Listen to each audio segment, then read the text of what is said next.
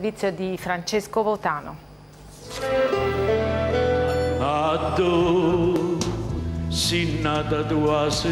La sua voce si accordava perfettamente a quella di qualsiasi strumento, soprattutto a corda. Le sue melodie toccavano invece le corde dell'anima. Indimenticabile Murolo, e non l'ha dimenticato una delle più importanti voci della canzone napoletana, Angelica Sepe. Una voce intensa e limpida al tempo stesso, ricca di sonorità mediterranee, valorizzata da arrangiamenti di ispirazione etno-jazz.